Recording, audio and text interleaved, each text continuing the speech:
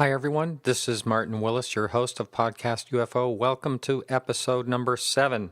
You can follow us on Twitter at twitter.com/podcastufo. You can listen to us on your smartphone on Stitcher. We have a free app right on our website, which is podcastufo.com. And if you listen on iTunes, please give us a rating there as well.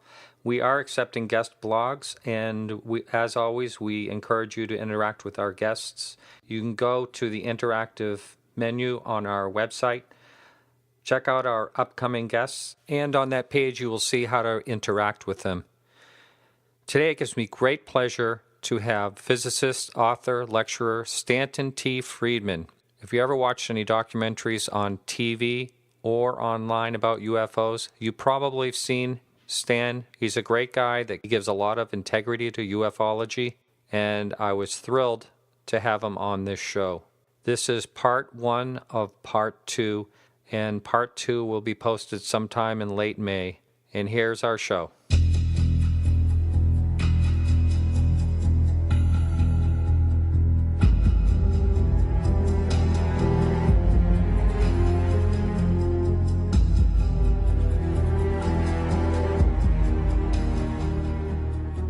Hi, everyone. I have the great, the one and only Stanton T. Friedman on the line. How you doing, Stan?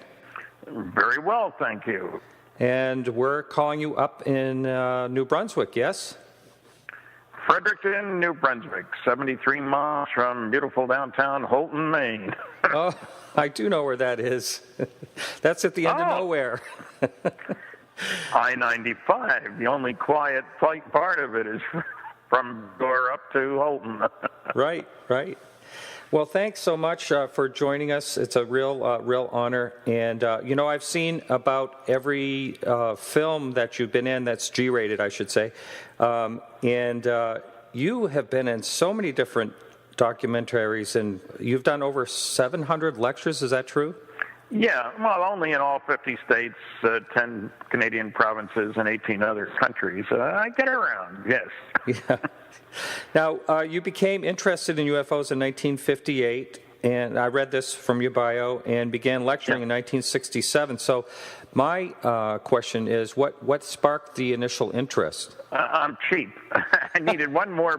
I was ordering books from Marlboro Books in New York, mail order place, discount books, and I needed one more book so I wouldn't have to pay shipping $1. And there was one, the Report on Unidentified Flying Objects by Air Force Captain Edward J. Ruwels, who had been head of Project Blue Book in the early 50s. And I figured, what the heck, it was marked down a hardcover book from $2.95 to $1, which tells you how times have changed. And our contract, I was working for General Electric Aircraft Nuclear Propulsion Department, and it was a joint effort of the Atomic Energy Commission and the United States Air Force. So they were funding half our work. That year, we only spent $100 million, incidentally. It wasn't a small program. We had 3,500 people, of whom 1,100 were engineers and scientists. Anyway, so I respected the Air Force. Second, my mind, maybe if these things are real, and I didn't have an opinion because I didn't know anything. That's not popular these days. You're supposed to have an opinion whether you know anything or not, Yeah. I figured if these things were real, then maybe they're using nuclear energy, and that would help our program, And the third was, what the heck, it'd be worth a laugh if nothing else, if it was real bad and it wasn't costing me anything, because that would have been the shipping cost. Anyway, I got the book, I read it, I was impressed, not thoroughly convinced, but intrigued, and shared it with a neighbor. I was 24, Charlie was 10 years older than I was. He was an engineer, and I respected his opinion. And he was more impressed than I was, which encouraged me to look further, and moved off to California. I set a record, I think, for working on canceled government-sponsored advanced research government programs. Not intentionally, you understand. Moved to California, had a good librarian, read 12 more books or so. Some all trash, and if I'd read them first, I'd probably never read another one. And then I made a shocking discovery about 1960-61. At the University of California Library, I found a thing called Project Blue Book Special Report number 14. And there were a couple of surprises. One, it wasn't mentioned in any of the books that I'd read. It was a little weird. Two, it was a huge supply of data, more than 50 charts, tables, graphs, and maps. I was in data heaven. And three, the press release was with it. A guy named Dr. Leon Davidson, who was working at Los Alamos, had managed to get a copy of this thing, and so issued it with the press release. The Secretary of the Air Force lied through his teeth. That shook me up. I mean, working under security, you sometimes have to put a tiptoe around the truth so as not to reveal classified information. But here was the Secretary of the Air Force saying, quote, on the basis of this report, we believe that no objects such as those properly described as flying saucers have overflown the United States. Even the unknown 3% could have been identified as conventional phenomena or illusions if more complete observational data had been available, unquote. The only trouble with that very straightforward statement, it was a total lie. The unknowns were 21.5%. That's not a round off of 3. They did a quality evaluation. The better the quality, the more likely to be identified. We're talking about 3,201 cases now. We're not talking about a dozen, 2 dozen. No. 3,201. Yeah. And they had a rule. No sighting could be labeled as an unknown unless all 4 of the final report evaluators agreed it was an unknown. Really? And they asked an obvious question. Is there really any difference with all this data they had between the unknowns, the only ones we're interested in, and the knowns? And so they looked at 6 different observable characteristics: appearance, size, color, shape, speed. They did a chi-square analysis. Anyway, what they found was the probability that the unknowns were just misknowns, we missed the boat here someplace, was less than 1%. Now, these data somehow got left out of the summary, and we still hear statements from the nasty, noisy negativists imply that the only reason science can't be explained is there wasn't enough data. They had a separate category, right? Or insufficient information. There wasn't enough data, by definition, not being unknown. So that report shook me up. I joined Throw and Nightcap, 2 old groups which don't exist anymore, to get their newsletters. Talked about it at lunch with my brown bag buddy scientists, and keep up with what was going on, with no particular attention to go public. I had a job, I had a security clearance, a family, a mortgage, etc. Moved to Indianapolis, worked for General Motors on what turned out to be another government-sponsored program. Got to know Frank Edwards, who lived there. He was a journalist. He knew everybody, radio, print. And Frank came out with a new book, Flying Saucers, Serious Business. It was a bestseller. And he sent me a copy. And by this time, I moved to work for Westinghouse Astronuclear Laboratory on another big program, which eventually was canceled. And I called Frank, and I said, Frank, I like the book. I want to go public. You know everybody. Give me some names. And he did.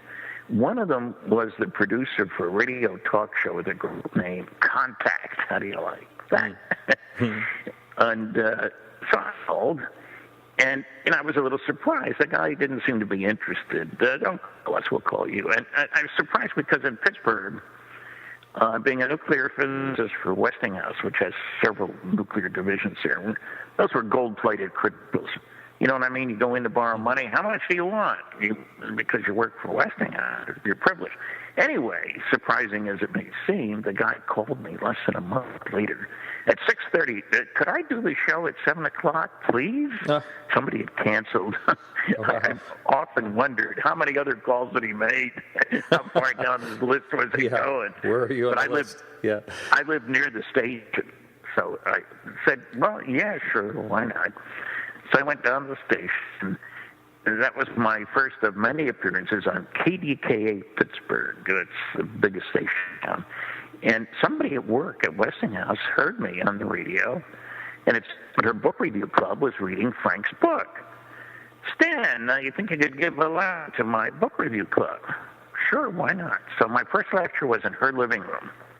It was very well received. I did the program many times more, and was beginning to like this lecture business. And one day, 70, I'll tell you, that's the story of my life. I'm riding to work. I live downtown Pittsburgh, and Westinghouse Astronuclear Lab was in a small town called out of town. And my car was in a garage, so I was driving in with Joanne, who had a PhD from Carnegie Tech, supervised Westinghouse. And we're talking, and I said, yeah, I'd like to speak at Carnegie. She says, talk to the dean. I said, well, Joanne, I talked to Dr. So-and-so. He wasn't interested. She said, Stan, the dean's my husband. He's heard you on the radio. Give him a call. Okay. That's insider. So I called Gene, his name was, and, oh, yeah, I'd love to do it. So we figured out a date. It was during the day. And he finally says, bottom line, how much do you want? And knowing I'd have to take some time off work, but I was reaching for the stars. I said, $100? Sold. And then, as I knew his wife, he told me what he was paying the other speakers in the series, $1,500, $1,500. Oh, no. Jeez. Well, I learned an important piece of information because I spoke. It went extremely well. We had a great crowd. And he was kind enough to send a very nice letter to the agent through whom he had booked the other speakers. And that guy booked me at a milestone talk for me. I was working full-time at Westinghouse on nuclear rockets. They booked me at the Hearing Society of Detroit. $300 expenses. Wow. So I go up there. It turns out they were sold out 3 weeks in advance for 1,008 people for dinner and a talk. Wow. And there wasn't one negative question. Now, nobody could say the Engineering Society of Detroit is a bunch of nuts, books or quacks or anything like that. They're pretty down-to-earth guys up there. So that's inspired me to do a lot more speaking. And finally, I go to my boss and I say, look, I'd really like to do more lecturing. On the other hand, I have a wife, a child, a mortgage, a clearance, so I don't want to endanger anything. I need some ground rules. What can I do? What can I do? So he goes to his boss, and he comes back with some rules. First, you can say whatever you please on your time. You can identify yourself as a Westinghouse nuclear physicist. Third, we'd like you to start with a disclaimer that says the views you're about to hear are mine and mine alone and not my employer. Now, who could ask for anything more? Well, I did ask for anything more because I got a call from a colleague at Los Alamos National Laboratory. They were building nuclear rockets as well. And we'd had contact about building for nuclear rockets, pretty esoteric. And Glenn says, Stan, how about speaking to the local section of our American Nuclear Society? Well, I was a member of the American Nuclear Society. I said, sure. No, I mean, I'm the expense account, Stan. Whoops. I'm in Pittsburgh. He's in New Mexico. I say, I don't make those decisions, Glenn. I talked to my boss, and he talked to his, who fortunately had heard me speak to a joint meeting of AIAA and IEEE, two engineering groups society. It was a full house and no negative questions and everything. And they said yes. So believe it or not, I went to Los Alamos on an expense account for the explicit purpose of giving a lecture, Flying Saucers Are Real, to the Los Alamos section of the American Nuclear Society. We had 500 people on there. Again, no negative questions. No secrecy. In other words, I didn't say, oh, I'm going on a trip to talk about radiation shielding. Mm-hmm. No, I was going to give a talk. The enthusiastic response of my professional colleagues really got me going. And when the bottom fell out of the advanced nuclear and space systems business, as it did, I went full-time. And I've been at it ever since. Wow. I'm going to retire, but maybe when I get to be 80, I don't know. Now, did you ever get any ridicule from fellow employees at all? No. As a matter of fact, it was the enthusiasm of the professional people. I've given over 700 lectures, as I mentioned, and I've only had 11 hecklers, and 2 of them were drunk. And one, just to illustrate, was at the Gulf Research Labs in Pittsburgh. And it interrupts me 3 times. I said, I'll talk about that later. Why don't you talk about this? Why don't you talk about that? Finally, the boss, this was a dinner and a talk, the boss is sitting next to me, says, hey, let him finish. So I finish, and I turn to him, and he says, well, I'm sure one could come to different conclusions than the ones you've come to.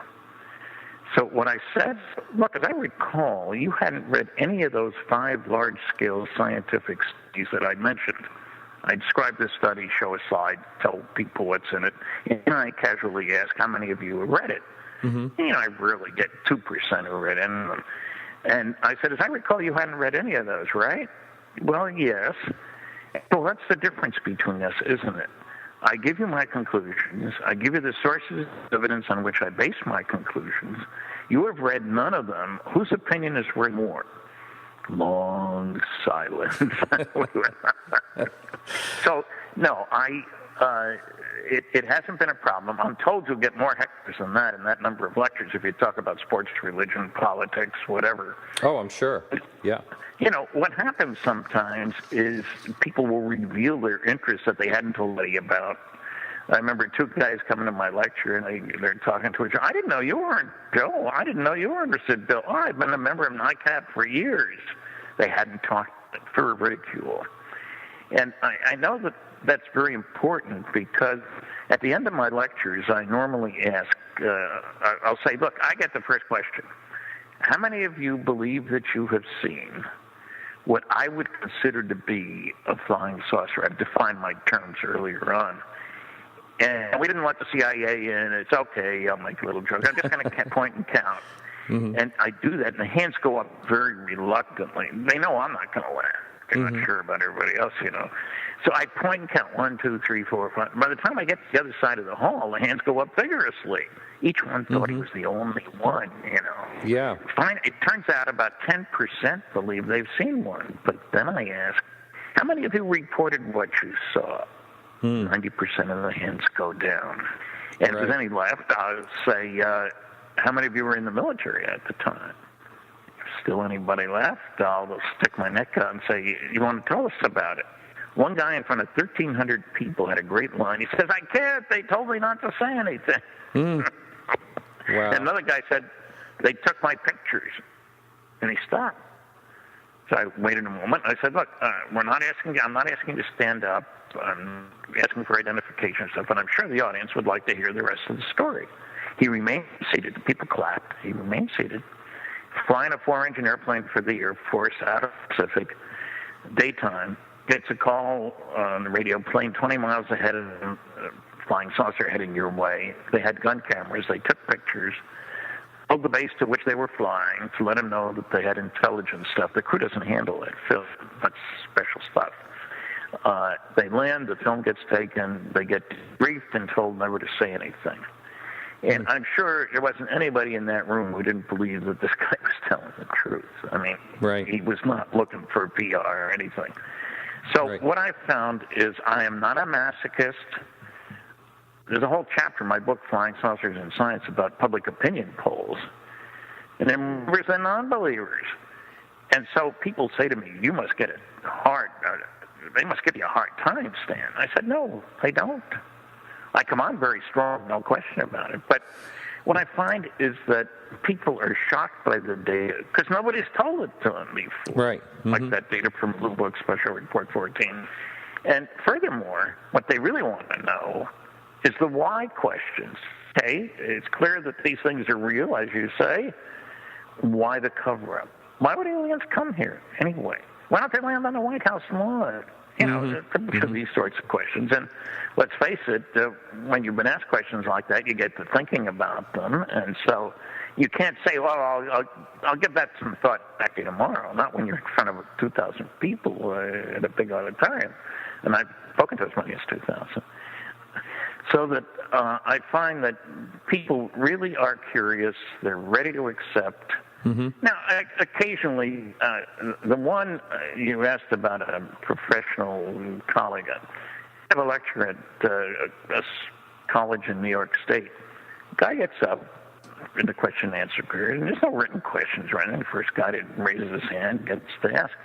So I call on him. He said, "Great way to start." He says, "I've never heard so much nonsense in my life." Mm-hmm. Great way to start. So fortunately, I had a good answer. I couldn't have told you what it would be if you'd asked me in advance. I said, "Can you be a bit more specific, please?" "Well, you said that Betty and Barney Hill were taken to Zeta Reticuli and back in 2 hours." I said, "No, sir. What I said was they were taken on board a craft for 2 hours. They didn't go anywhere." He gives me a second and a third. "You said that, equally nonsensical." So I corrected them. And finally the fourth one, and finally somebody else in the audience shouts out, "How about taking some sense of..." This guy gets up, walks out. Well, he wasn't drunk. And I said, "I'll answer your..." But who was that? Obviously, I had gotten under his skin. It was a professor of physics. Oh, really? He didn't hear what I had to say at all. You know, he expected me to say some things. And yeah, there are occasions. I give a lot of afternoon talks on campus, physics seminars and stuff like that. And once in a while, one of the students will tell me, "Dr. Jones thinks this is a bunch of movie."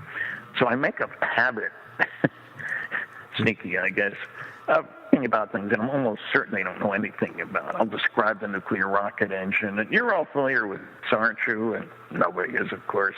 And I'll get into the electromagnetic submarine, good physics topics. And then I set them up. I said, "A question for you. What's the numerical value of 1g, as in 1g acceleration?"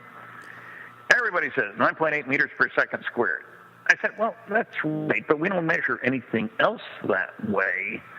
What units can you use that would..." It was like I was talking Swahili. So I said, "Well, 1g acceleration is 21 miles per hour per second. So if you got a car accelerating at 1g, at the end of 3 seconds, it's going 63 miles an hour. And it's a pretty hot car, because usually it takes 4 or 5 seconds to get to 60. Mm-hmm. And then I say, "What's the value of the speed of light?" 300 kilometers a second. I said, again, we don't use those units for anything else.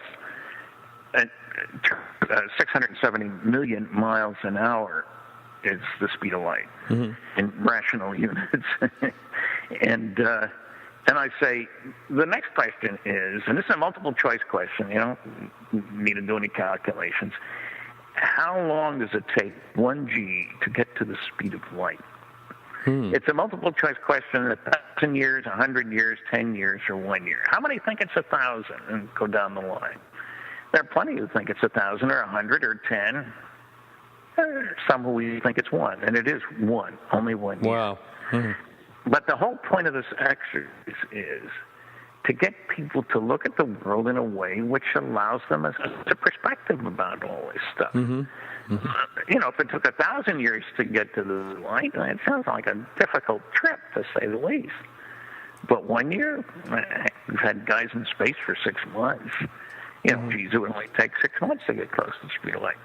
So I do try to forestall the idiotic questions, and there really aren't many. So when I surprised a newspaper group, chairman of it here in Canada. They were having a meeting in St. John, New Brunswick, which is 60 miles away. "Hey, Stan, heard you on the radio the other day. Could you speak to our group?" "Sure." Well, he sent me a letter. Never seen so many newsmen change their minds about something really as rapidly as they did. They just hadn't known that there was all this data, facts.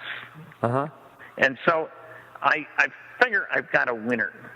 I've been lecturing since '67, so what's that, 45 years. I must be doing something right. So I don't worry. I do give advice to people who say they want to start speaking and stuff. I say, look, there are a couple of rules. Never lie, and be prepared. Do your homework before you go out there. Yeah, I've noticed that on a couple of debates with you I wanted to talk to you about. But one of the things that I changed my mind about a person on was I watched the Larry King when Bill Nye the Science Guy was there, and I walked in when my son was watching him. I thought, oh, that guy's great, and then I watched him on that, and I think, what?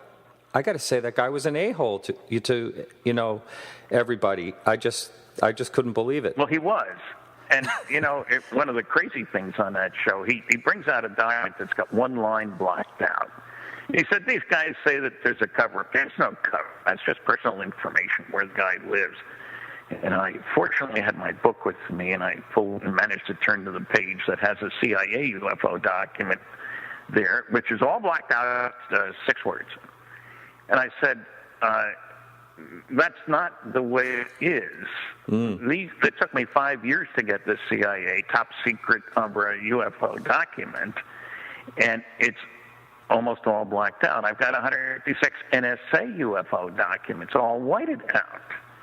There is cover-up. I was just lucky I had the book and I could turn to that page real quickly, But yeah, he also on one of his shows said that the 10 Minuteman missiles that went down, it was just a power failure up at Malmstrom Air Force Base. Yeah. It's pretty redundant power, for God's sake. That's right. You think somebody kicked the extension cord, You couldn't do that if you tried. No one could do that if they tried, really. And another example, he said Roswell was a skyhook balloon. Mm-hmm. Well, in the first, this was not on the air. That's the way it was. Well, it turns out no skyhooks were launched at the time, or had been launched at the time of Roswell. Secondly, these huge polyethylene balloons, big teardrop-shaped balloons, gigantic. Well, the Roswell balloons, even if you believe the Air Force, were small, standard balloons that you could buy at a place store these days, a few feet in diameter. They were neoprene balloons, and as a matter of fact, when they're out in the sunlight and it gets pretty hot in New Mexico, they turn to dust practically in a couple of weeks. Polyethylene is much more resistant as it happens. But I mean, this was Bill Nye the Science Guy, and I got a note from his ex-wife. Is saying that, he probably spent at least 5 minutes on the internet before doing that program. That's perfect. So, yeah. Well, I did Larry King 4 times. Can't do him, but because he doesn't have a show anymore. It isn't fair. Yeah, no, it was great. I was so glad that he was doing that. Speaking of Roswell, you were the first one basically investigating that, and there's some great people working on it now. We had a guest formerly, and he'll be back, Don Schmidt, Tom Carey. What's your opinion on that? Do you think the truth will ever be revealed, or would it have to be the government that comes through and admits obviously, most original witnesses are dead. Right. We're talking 7. It may be as a result of something else entirely. A Hollywood company, Stellar Productions, has optioned for a movie, Top Secret Magic, MAJIC. My book, Top Secret Magic, and Don Schmidt and Tom Carey's book, Witness to Roswell. The idea would be to make a dynamic sort of documentary, the ups and downs of UFO research, partnerships that break up, and things that go wrong, and stuff like that. And the screenplay's been written. And now the point is to find somebody with a few $1 million he wants to spend to make the movie. In charge, well, there are 2 guys. The joint producers would be Bryce Zabel, who's a Hollywood mogul, if you will, president of one of the unions and stuff. And Donnie Moe, who you remember from Happy Days? Mm-hmm. Yep. He's into film production, too. And so we hope that the movie would be, like All the President's Men. Mm-hmm. A little JFK thrown in for effect, but the good, the bad, the ugly, and so I hate to admit it, with my name on 5 books, which are all listed at my website, www.stantonfriedman.com, more people watch movies, read books. Yes. Terrible thing to say, but it's true, unfortunately.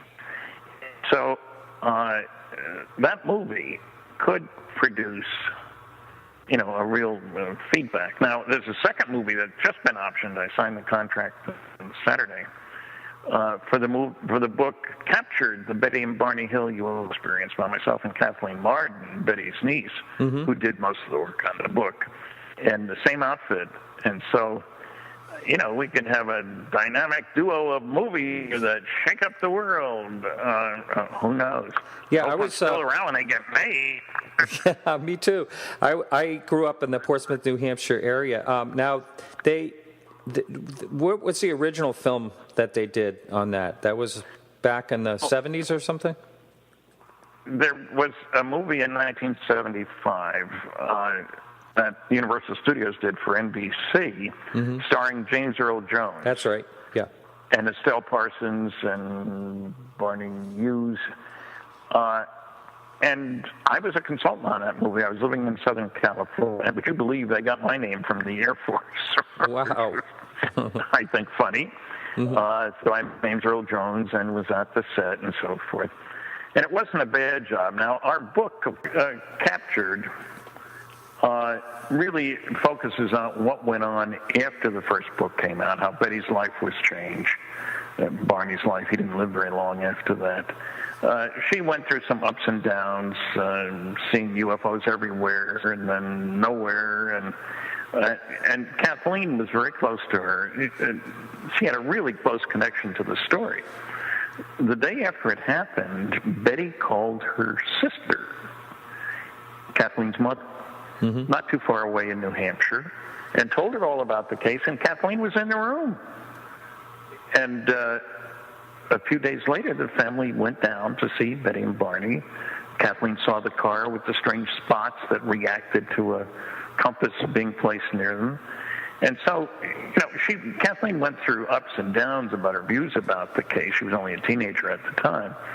But in the last several years of Betty's life, Betty's been gone now for several years, Kathleen wanted to check to see, was this story true or not? So she transcribed all the hypnosis tapes, which she owns, incidentally.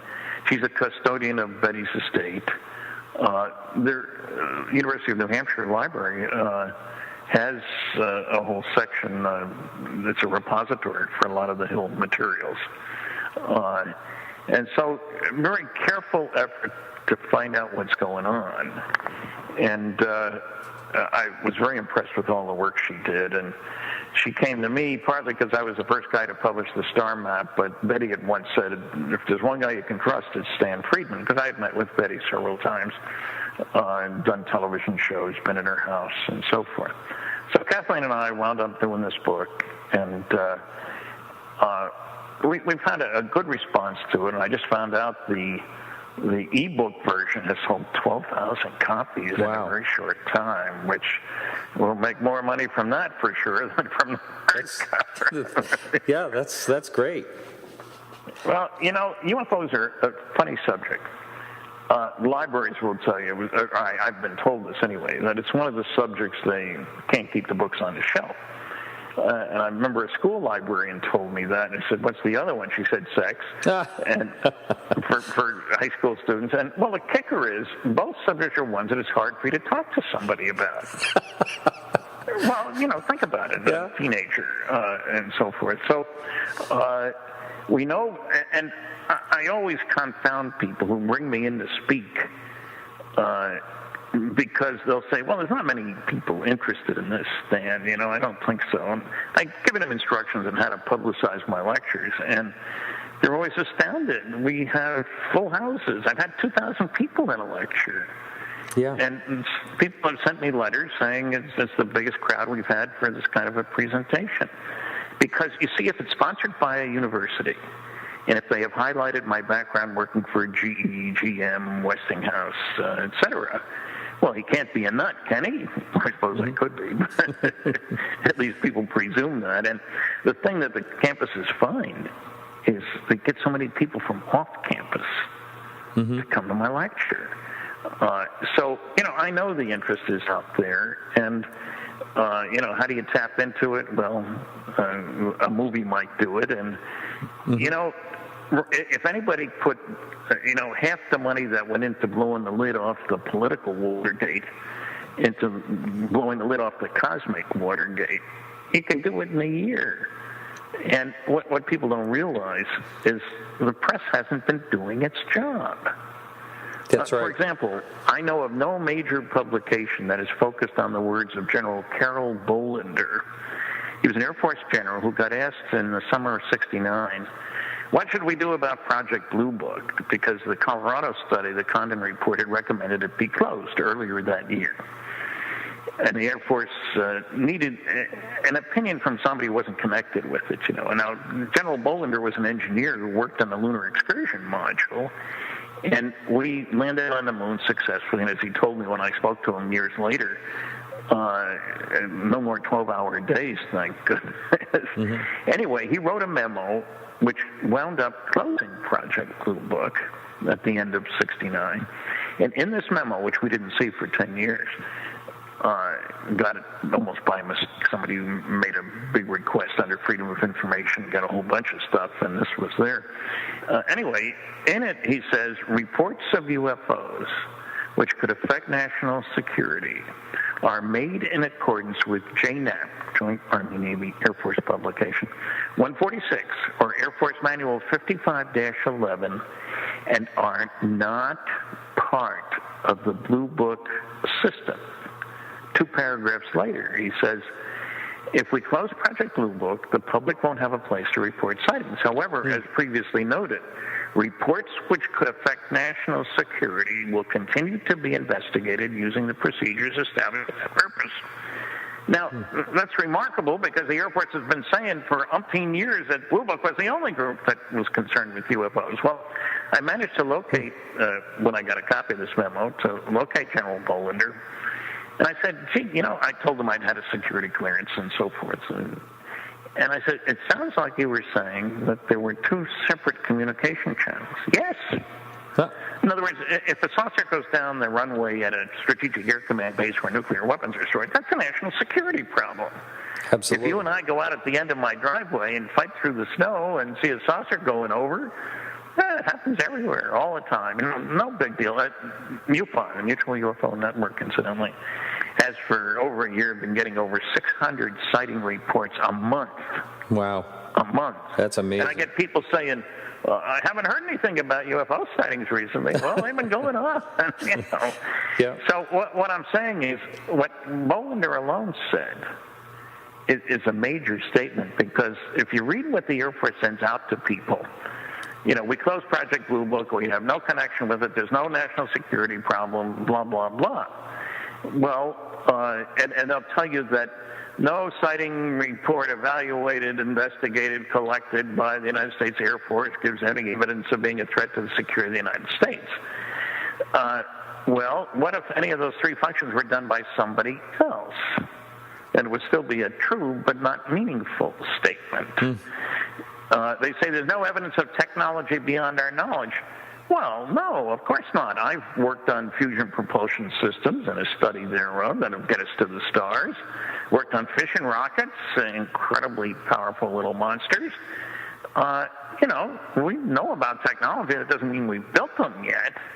You know, so it doesn't take long, hasn't been known, but it doesn't take long for a major media group, if they want to dig into this. And it's one of the things we hope comes out of the movie Magic Men, MAJIC. And, you know, finding people with guts enough is the problem. I need to tell you, the press is in trouble, print media. Oh, yes. It's dead. Because of the internet and all the other things going on. So they don't have much money for investigative journalism other than looking at other sites on the internet, you know, much of which is garbage. But it's not that big a deal, and I think, frankly, if we were to make an all-out effort, for example, to get amnesty for those who learned about UFO stuff while working under security, I mean, maybe say you go back, it had to be more than 25 years ago, something like that. It'd be flooded with reports. Oh, yeah. Now, there are some people saying that, the Secretary of the Air Force, Sheila Widnall, said anybody could talk about Roswell. No, she didn't. What she said was that anybody who thought that what they learned was classified could talk to Colonel Weber about it. He wrote that first report the Roswell report, Truth versus Fiction in the New Mexico Desert. He provided the fiction, unfortunately. She said that they could talk to him because he had clearance for all the special clearance programs. She didn't say that they could talk to anybody else. So that would be one step. And also have a central collection point. When I'm living in Southern California, I get a call one Monday night about something seen Sunday night, a red light over a highly populated area, about 9 o'clock on Sunday. I mean, there should be a lot of people around, beautiful weather. I didn't think too much of what am I going to do with a red light in the sky? Well, I get another call the next night from somebody who'd seen a red light in the sky, same time, looking from a different direction. I thought, well, let's do something about this. So I called the local paper and said, I'd like to have a letter in there saying people can send me their information and stuff. Oh, sure, send us a letter. So I did. Gave them a telephone number, a post office box, no email back then. And witness names won't be used without permission. Mm-hmm. Anybody else who saw. And I didn't give a lot of details. I got 30 responses by phone or by letter.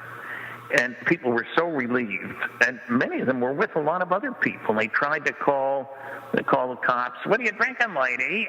That was the standard response. Right. Yeah. And one of those people had binoculars and could tell me that it was a plastic bag and a little frame with a candle inside. He told me where it came down, and I checked the Wilshire Country Club. And I talked to the fire chief, and yes, they were not about to go public with it. The reason being, they didn't want every kid in the neighborhood to try to do that. They're a fire hazard. It gets very dry in Los Angeles.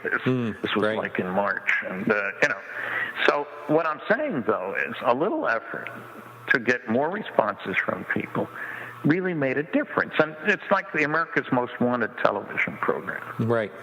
You got enough people looking, it greatly increased the chance of somebody finding the guy you're looking for. I mean, going up and down your own street isn't going to do you much. So a movie could help do that. And so, or a media person who really wanted to do it. Hey, there's a role for Larry King. But you see what I'm saying, that the data is there. I know it's there, and people are reluctant, but if you make the circumstances correct, they would like to see this mystery solved.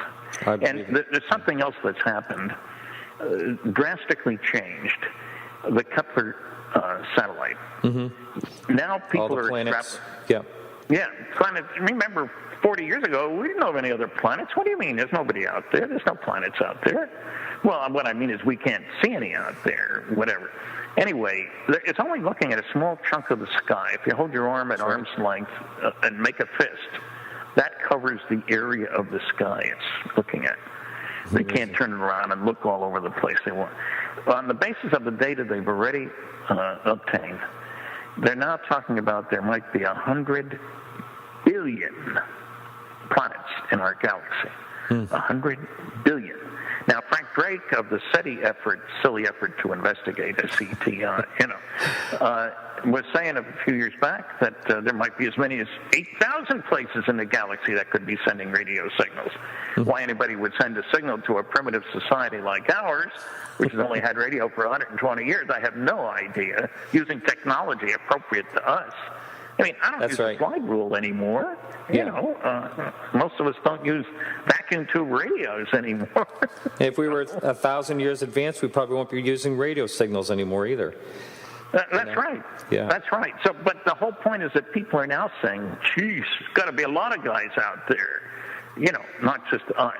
And what has happened is we've gone from Ptolemy, who said the Earth is the center of the universe, and all the planets and stars revolve around the Earth. And you can go outside and see how they're moving around us, can't you? Anyway, along comes Copernicus, 1543, and he said, nope, sorry, the sun is the middle. The Earth and the other planets go around the sun. Now, he had the good fortune to die the year in which he published that book, so he wasn't burned at the stake. a few years later, Giordano Bruno was, the church banned his book for 300 years because man was the center of the universe and the church is at the top of the heap. Well, now we realize that Copernicus wasn't right either.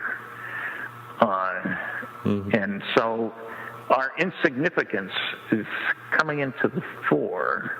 As a matter of fact, in the Brookings study done way back in like 1960, impact of contact with extraterrestrials, they said one of the groups that would be most impacted would be the engineers and scientists whose, being at the top of the heap suddenly is going to look not very appropriate. And I think they're right. Arrogance and ignorance, that's what I find when I deal with the noisy negativists.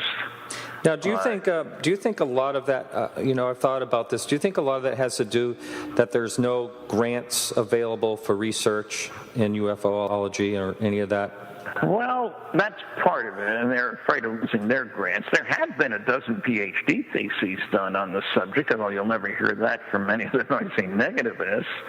I think a lot of it has to do, I've given there's a new disease. I call it the David Susskind syndrome. Remember David? He was a talk show host on television many years ago. In the early 70s, he called me in California. They brought me to New York. He wanted me to find them a good abductee. I got him Betty Hill, a good skeptic. Well, there aren't any, but here's how to reach Phil Klass. And they wanted me to send a bunch of stuff. And I did all that stuff. They brought me to New York, stayed over one night.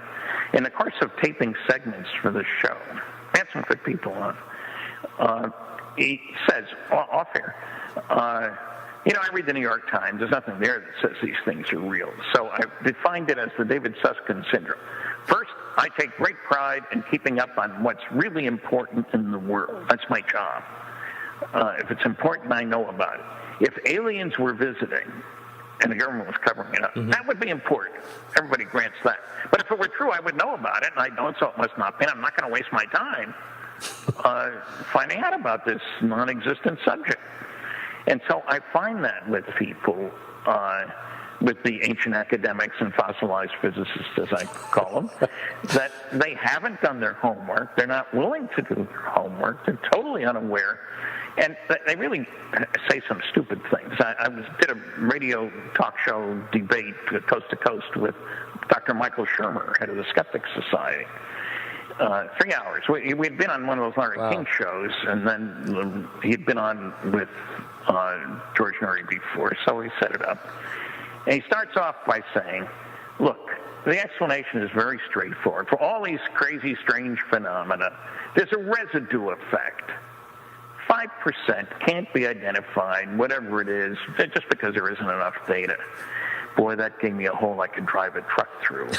So I did. I pointed out Blue Book Special Report 14, 21.5%. The Condon Report, 30%, according to a subcommittee of the American Institute of Aeronautics and Astronautics. Dick Hall's The UFO Evidence, 17%. And it was downhill for them. We took a vote at the end. I got 80% of the vote. He didn't know anything. Wow. Now, when I was on with Seth Shostak, who's a more personable guy, we had met on the Queen Elizabeth II. We each gave 3 lectures on its last westward voyage from Southampton, kind of a kick. But anyway, when I gave my lecture, I asked again who had read this, that, and the other thing, and he didn't raise his hand for anything. So I won that debate, too. It was 57, 34, and 9, I guess that adds up. 9 unknown or 9 undecided, you mean? Undecided, yeah. And I'm waiting now. Now, I must admit that many months, years later, I contacted Seth and asked if I could send him a copy of my book, Flying Saucers in Science, and he said yes. So on the radio, he got asked, and he did have a copy of my book on his nightstand. He hadn't read it. Yeah. But that's the problem. You get the SETI people saying there is no evidence for UFOs. They never refer to any of these 5 large-scale scientific studies. And the crazy thing is, SETI has provided not one whit of evidence that there's anybody out there sending radio signals to us. And not a bit.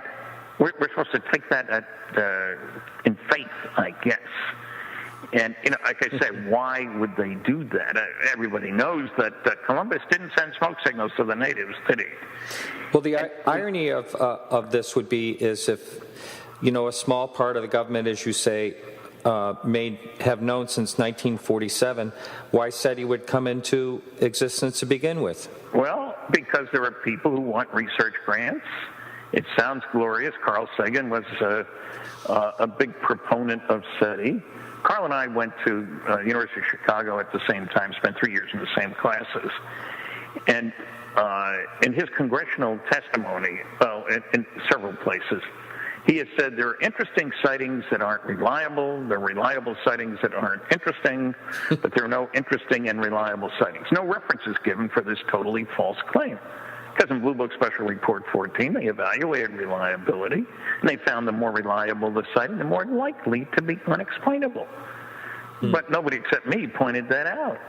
So the SETI community has a serious problem with UFOs, and with an understanding of how society works. That's not their long suit. There was one guy who says, aliens could determine that our CO2 level has increased on this planet. They may be very perturbed about that. And I'm sitting there, what? This is a society that has exploded 2,000 nuclear weapons. Mm-hmm. 2,000. Only 2 of them on people, fortunately. I'm very grateful. Yeah. But in terms of the larger scheme of things in a local neighborhood, there are 2 implications of that. One is that you could build a propulsion system using nuclear energy, which is true. We have, incidentally, just for kicks, we have aircraft carriers, that nuclear fission, that can operate for 18 years without refueling.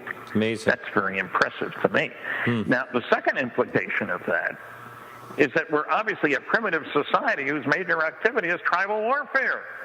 Mm-hmm. Right. Nobody out there would want us out there. Of course, they got to keep tabs on the idiots here. Yeah, the virus, as someone put it. We're like the virus. They don't want us out there. Yeah. I mean, maybe we're a penal colony. They dumped all the bad boys and girls here, and that's why we're so nasty to each other. When you go to Australia, incidentally, they take great pride in their convict ancestors. That's right.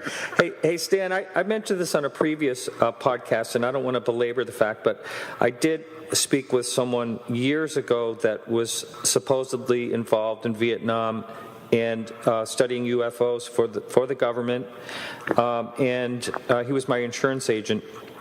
And his thing that he said is that the government's concluded that we're a petri dish. And have you ever heard anything like that before? I kind of like that analogy. No. Whereas Fleming discovered penicillin that way, kind of, by seeing some strange things happen. Who knows? I mean, in my book, Flying Saucers and Science, there's a whole chapter on the why questions. There's a piece on my website, too. Why would aliens come here? I think I give 22, maybe 23, I don't know, reasons for coming here. They're broadcasters of the weekly show, Idiocy in the Boondocks. It's the honeymoon capital of this corner of the galaxy. They're being punished. Spend 2 weeks near Earth, boy. You better get your next assignment right. But also, and let's be a little more pragmatic, it turns out the Earth is the densest planet in the solar system. I don't mean the people, I mean, which is probably for 2. A cubic foot of Earth weighs more than a cubic foot of any other planet in our solar system. And the normal response is, so what, Stan? Well, that means we got more very heavy metals. Things like uranium, gold, tungsten, rhenium, platinum. People think heavy as lead. Well, osmium is twice as heavy as lead. And these are rare in the universe. They have very special properties. So they may have been mining them, for all we know. And one reason they don't want us to have a nuclear war is we'd make it hard for them to do their mining, And also, we're the only planet that's covered with water at this time. Well, 3/4 of it anyway. And the bottom of the oceans have all kinds of goodies. nodules and stuff that readily mined. Right. And we have over 1,000 reports of UFOs, unidentified submerged objects. Yeah, which is amazing. Well, I mean, if they can do what they do anyway. You know, one of the people that you debated was Dr. John Alexander, I believe it was. And that was a crazy debate. Yeah, the moderator was throwing questions. I guess he was a lawyer, but one of the things, one of the things I liked what John said was, I don't think we know what type of questions to ask, and it was something that kind of made sense to me. Well, yeah, that was a crazy debate. I found out that I was going to do that 2 minutes beforehand. Oh no. It was supposed to be somebody else, Steve Bassett, and and I was there, and I had given a lecture, and I had a vendor's table and stuff, and somebody comes rushing, Stan, we need you. What for? Well, to debate John. Well, isn't Steve doing that? Well, he can't make it. He's got some kind of a transportation problem. We need you right now. Okay, I had read John's book. I had heard him on Coast to Coast the night or 2 nights before, maybe. And so I was willing to take him on because he made a lot of mistakes in his book, and I was ready to point those out. And, you know, he's come up, he's the ultimate insider. He worked on all kinds of classified programs, had high-level clearances. And he says he and his buddies checked all around Washington thinking that they'd find the secret group that was doing the important stuff. They couldn't find anybody, so there must not be any such group, and Roswell probably didn't happen, and no MJ-12, and, you know, I tried, folks, and I had to point out a lot of things wrong. What he said in his book, he got the facts wrong about MJ-12 and a lot of other things. It was a strange debate. I should look at I have a video, I guess, a DVD of that, but the moderator did most of the control of everything. He was really pushing him. Well, Stan, thank you so much. You'll be back for part 2. I really appreciate it. And thank you so much for joining us today. This has been great. My pleasure. Anytime. Great.